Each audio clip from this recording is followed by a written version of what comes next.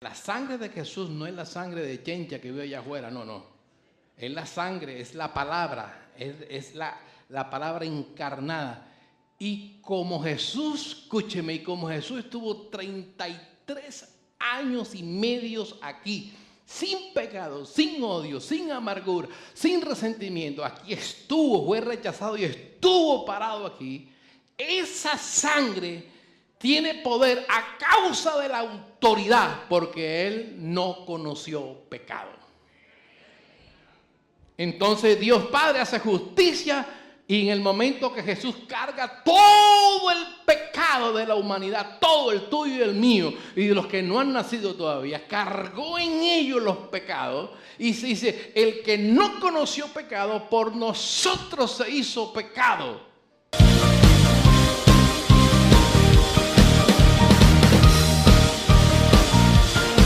Le voy a explicar algo sobre lo que es la sangre de Cristo. Por eso no se me distraiga, porque de nada sirve venir a la iglesia y estar perdido.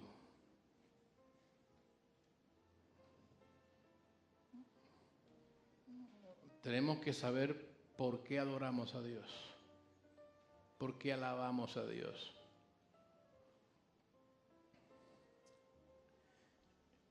¿Y por qué esta sangre de Jesucristo tiene, escúcheme, tanto poder? Porque hay una diferencia entre el poder y la autoridad. Usted puede tener poder y no tener autoridad. ¿Me oyes? Entonces, poder, yo tengo poder de romper esto, pero no tengo la autoridad de hacerlo. Me agarra la justicia. Tiene poder para matar a una persona, pero la justicia agarrar porque no tienes autoridad para eso. Y así sucesivamente. Entonces la sangre de Jesucristo, escúcheme, míreme para acá, obsérveme al máximo, porque esto tiene que ver con la vida eterna. La sangre de Jesucristo es la palabra del Padre encarnada. Porque María, cuando el ángel trajo el mensaje, María dijo, hágase conforme a la palabra. Iba a quedar embarazada. Entonces María creyó, y en el momento de recibir la palabra, quedó preñada de la palabra de Dios. Y lo primero que se produce es sangre. Entonces se penetró en el óvulo de María y empezó a formarse el corazón. Entonces la sangre de Jesucristo fue creada por el poder, por la palabra de Dios, y se encarnó. Por lo cual la sangre de Jesucristo es una sangre humana, pero no es la sangre humana que usted y yo tenemos. Porque la sangre de Jesús fue creada por el poder de la palabra. La sangre de Adán fue creada por el soplo. Sopló hálito de vida Dios en la vida de ese muñeco que hicieron de barro, Adán. Pero Dios tenía el plan B, porque sabía que el hombre iba a caer. El hombre cayó y eso no le preocupó a Dios. Entonces, el plan de redención estaba diseñado antes de la fundación del mundo. Por esa palabra del Padre que envió y estaba buscando a una mujer que creyera, y una mujer piadosa pudo ver ser otra, pero María estaba disponible y quedó. Por eso es que José se pone celoso. José, el esposo de María. Porque apenas estaban en el proceso de matrimonio, un compromiso matrimonial. Y esa ceremonia duraba, Dios mío, lo que usted puede imaginarse, semanas. Era un compromiso donde ya el compromiso ya era casi el matrimonio, y él dijo: voy a dejarla, que nadie se dé cuenta de este embarazo que ella tiene, porque no podía creerlo. Dice: ¿cómo si tú de quién estás embarazada? Y no, que de Dios, o sea, no entiende. Entonces José fue, diga conmigo, sabio. Diga conmigo, sabio. No fue donde el abogado, fue donde el sacerdote. Y el sacerdote tampoco sabía, pero le dio un consejo sabio: vamos a dejarla en secreto. Pero Dios no se queda con eso. Dios va y le habla a José. Y José recibe la revelación, y entonces todo se arregló. Toca que está a su lado: con Dios todo se arregla.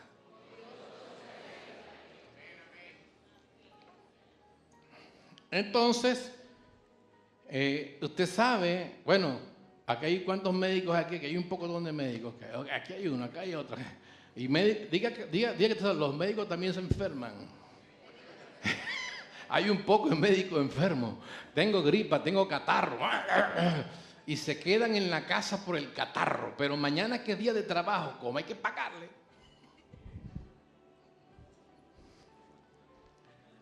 diga: ay, ay, ay. Si es conmigo. Entonces escuchen. Cuando hay una mujer embarazada y dice: bueno, yo creo que es de él o de aquel, no sabe. Entonces, ¿a quién le hacen el examen? ¿A la mujer o al hombre? Al hombre.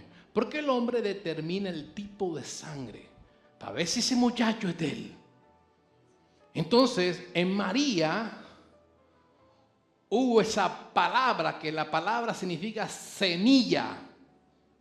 Y la palabra semilla es semen, no es semen humano, es palabra, semen, vida. Y penetró en María. Entonces la mujer es la incubadora. La mujer recibe y después multiplica. ¿Me oyes? Entonces, para no explicarle de ese poco términos, yo digo hepatológico. De esas patologías que, bueno, pero ya tienen la idea de más o menos, para que usted sepa hacia dónde va, de que la sangre de Jesús no es la sangre de chencha que vive allá afuera, no. Es la sangre, es la palabra, es la palabra encarnada. Y como Jesús, escúcheme, y como Jesús estuvo 33 años y medio aquí, sin pecado, sin odio, sin amargura, sin resentimiento, aquí estuvo, fue rechazado y estuvo parado aquí. Esa sangre tiene poder a causa de la autoridad, porque él no conoció pecado. Entonces Dios Padre hace justicia, y en el momento que Jesús carga todo el pecado de la humanidad, todo el tuyo y el mío, y de los que no han nacido todavía, cargó en ellos los pecados, y se dice: el que no conoció pecado, por nosotros se hizo pecado. Y entonces lo que llevó a Jesús al infierno fue el pecado tuyo y mío. Pero Dios hace justicia. He resucitado, y la fiesta se acabó en el infierno. Amén. Porque resucitó, Dios hace justicia. Y al resucitar, todo empezó a cambiar. Diga conmigo: gracias por Jesús. Mire lo que le voy a decir. A causa del nacimiento de Jesús, eh, el padre pone un freno, un pause. Pausa se llama cuando usted está en una grabadora y usted le pone pausa porque va a escuchar algo aquí mientras tanto. ¿Me oyes? Entonces, en este momento, escúcheme porque si no me presta atención, usted va a decir, pero ¿qué es lo que dijo el pastor ahí? Este es como los que no nos gusta la matemática, nos lo tienen que explicar como 50 veces. ¿Ve? Ya uno se le olvida hasta la matemática porque ahora todo en la computadora se lo dice. Pero los que practican el tema que está en matemáticas eso lo tienen clara. Amén. Entonces, a causa del nacimiento de Jesús, escuche bien, Dios Padre le pone una pausa. Habla la Escritura de la semana 70 de Daniel, no de las 70 semanas de Daniel, porque es muy diferente. En la semana 70.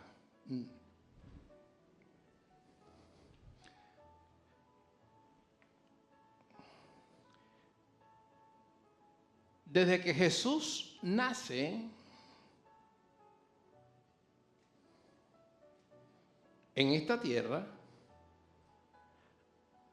hay una pausa para que la iglesia, los gentiles, usted y yo, tengamos esos 2000 años de gracia para poder recibir a Cristo como Señor y Salvador, porque dice la Escritura en el libro de Romanos, capítulo 11, verso 26, que Israel en un solo día nacería de nuevo. ¿Usted se puede imaginar eso? Entonces, escúcheme. Dios hizo un pacto con Abraham. Abraham no hizo pacto con Dios. Dios prometió a Abraham que su pueblo iba a ser salvo y a causa, escúcheme, a causa de esa promesa, los judíos son salvos. Judíos son salvos. Están esperando el Mesías y todo judío que se muere va para el cielo. ¿Me oyes? Inclusive cuando llegó Cristo Jesús, algunos lo estaban esperando y ni siquiera se habían dado cuenta que estaba creyendo la promesa, fueron salvos y se murieron antes que Jesús. Ahora,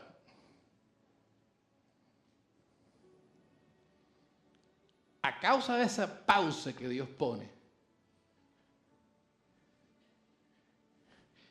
Jesús dijo, cuando oigas que reverdece la higuera, está hablando del pueblo de Israel después del cautiverio,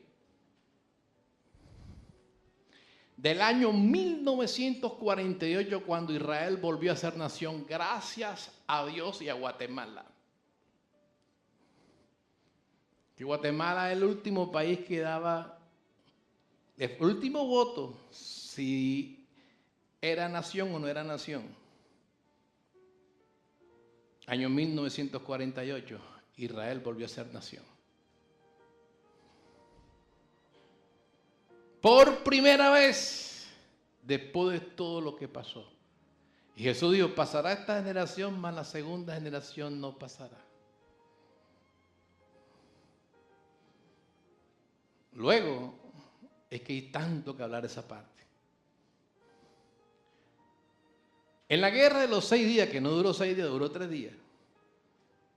Se habla de la guerra de los 6 días, pero no, Israel en 3 días desbarató todo el ejército de toda la infraestructura de los árabes en ese tiempo. Ellos atacaron primero. Si usted es matemático, saca la cuenta del año 1948 hasta el 2017, ¿cuánto cree usted que le da? 69 años. Diga, estamos saliendo de la pausa. Porque hubo un pausa. El nacimiento de Jesús y todo.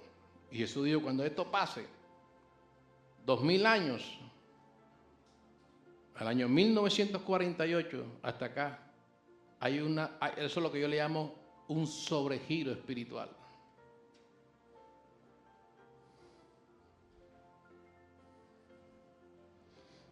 ¿Para qué Dios hace eso? Para que todo aquel que cree que Jesucristo es el Cristo sea salvo. Y usted puede recibir la salvación que es gratuitamente y vivir por Él y para Él. Que no debemos de pisotear la sangre de Jesucristo, y mucha gente la pisotea porque no sabe, no ha nacido de nuevo. Porque el que es nacido de nuevo vence el mundo. ¿Me oyes?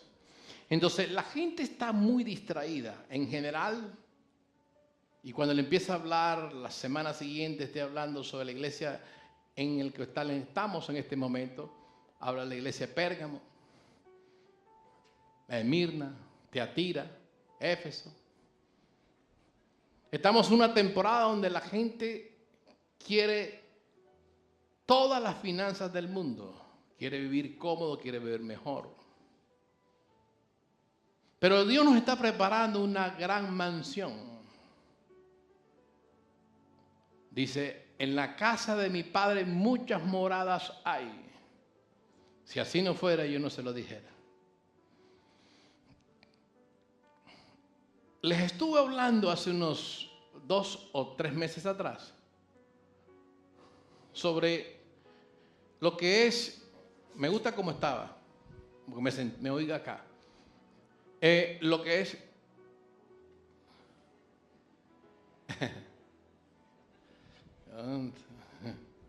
20 años aquí, amándolos. Y ustedes soportándome.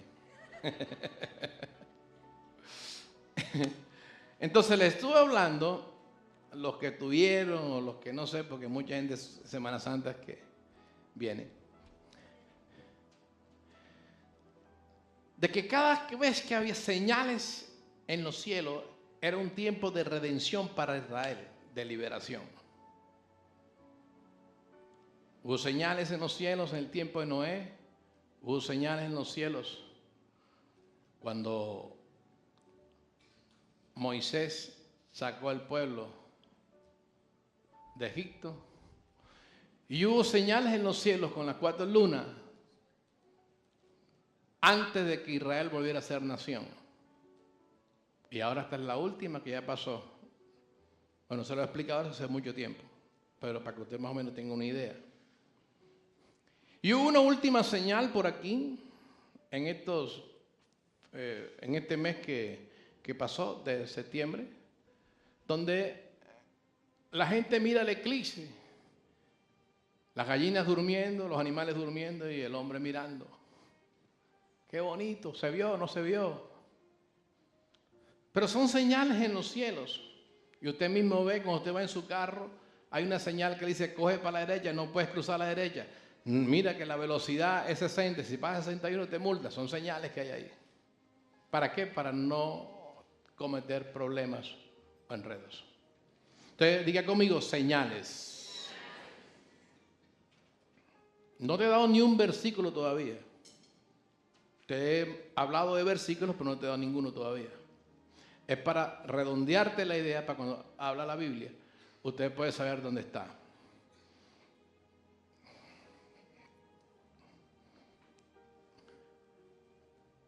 Para aquellos que están desesperados, ¿qué será de mi futuro? Está muy cerca.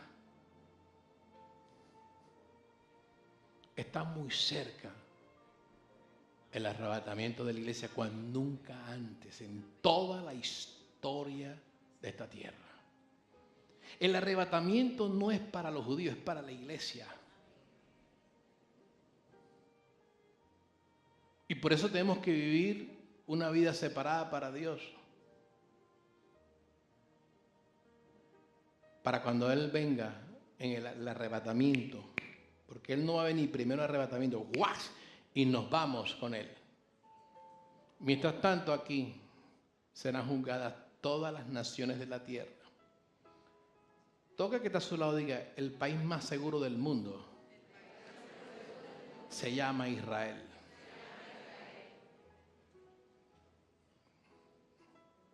Dios cuidando de esa nación. Pero en lo que nos da seguridad a la iglesia no son los países, sino Cristo. Habla la Escritura de terremotos, y entonces cuando usted oye hablar con historiadores geográficos, te dicen toda la vida ha habido terremotos, toda la vida ha habido ciclones y toda esa cantidad de cosas, pero no a la velocidad que van, en el aumento. Nos pasa una cosa cuando viene otra y viene otra. Y gracias a Dios que todavía en Barranquilla no ha pasado nada. Pero le dije el viernes que me reuní con algunos hermanos, le dije, tuve este sueño. Y acuérdese que yo le dije a los hermanos hace 2 años, aseguren sus casas contra el terremoto. Eso no pasa nada. Bueno, asegúrenla. Tuve el sueño donde había temblado, no en Barranquilla, sino lejos, pero mucha gente no se dio cuenta, pero habían edificios endebles y uno de ellos se cayó y otro que estaba como que más fuerte también para abajo. Esto no es para que usted tenga miedo. Esto es para que usted esté más seguro en Cristo Jesús. Porque Jesús dijo, no temas quien pueda matar tu cuerpo, más bien quien puede matar tu alma. Entonces, se está esperando un terremoto en cualquier momento, el más fuerte de toda la historia de estos siglos. Que es en Los Ángeles, California, donde eso va a desaparecer. Puede ocurrir mañana, hoy. Puede ser antes de terminar el año, pero de que viene, viene. Es inevitable. Vea la misericordia de Dios donde va. Eso tiene 20 años de atraso. Dios aguantando. La Escritura dice que Dios mira la tierra y la tierra tiembla. En el Yellowstone también aparece también eso otro, pero no le voy a explicarles nada geográfico. Lo que yo sí quiero es que la iglesia deje de estar pensando en tanta vanidad y en tantas cosas, cuando tiene que estar pensando en que sus hijos, su familia, sus amigos deben recibir la salvación que tú tienes. Mire, al haber un terremoto de esos, se separa el continente. De pronto tú eras el dueño de una ciudad y la ciudad termina siendo del otro lado, de otro país. Y dice, no señor, esto es mío. No, que es mío si se pasó para allá. Te divide el mar. Dice, aunque la tierra sea removida, nosotros no debemos tener temor. Sí le digo a la iglesia, a Vida Abundante y lo que está en la radio, por favor diversifiquen, ahorren. Cuando ocurrió o iba a ocurrir este gran, yo sé lo que es, yo estuve muy nervioso y estaba aquí, imagínense lo que estaban allá. Porque yo sé lo que es esos huracanes. Cuando el Andrew, yo salí 2 días antes y me dijo, no es que sea cobarde, pero es que a mí Dios no me llamó, que me da aquí y yo me salí de allá. Sí, porque a mí, si Dios me dice repréndelo, yo lo reprendo, pero como Dios no me dijo nada, yo tomé mi avión y me vine. Y eso fue terrible. Y cuando yo veo el ojo del huracán y todos los científicos decían que esto era 4 veces más, una cosa inmensa, y yo veo eso, digo, Dios mío, no va a quedar nada. Puedes poner la seguridad, los vidrios y lo que quiera, eso no queda nada. Eso arranca hasta los puentes, eso es algo sobrenatural. Y oramos, la iglesia orando, todo el mundo orando, para que eso pasara. Y ustedes me ayudaron, que se fuera un ladito, porque si cogía el centro, Dios mío, no supiera eso, nada. Pero ¿sabes cuántas personas hubieran quedado en la calle, en la ruina totalmente en la Florida? Como el 90%. Porque los ricos se fueron. Pero la gente dice, yo no tengo ni para pagar un hotel, porque la gente vive endeudada y al día. Otros indocumentados y sin seguro. ¿Te me oyes? Al entrar eso por ahí, eso llegaba, Dios mío, por lo menos 4 años para recuperar eso. Estando yo hace poco allá, acabando de llegar martes, voy a almorzar en un restaurante, ¿cómo se llama eso? Rapidito, cubano, baratieri. Porque cuando uno está así, uno lo que necesita, tiene hambre, no va a pedir, no. Y yo sé que hay unos restaurantes que después de las 3 de la tarde es 50%, pero yo tenía hambre y yo no iba a buscar ningún restaurante. Yo llegué, el primero que encontramos, ahí comemos. Porque hasta me cancelaron, después de montar maleta, me quitaron el carro y otra vez el carro. Y Dios me trabajó la paciencia. Al tercer carro, de tanto cargar maleta, ya me dieron ese.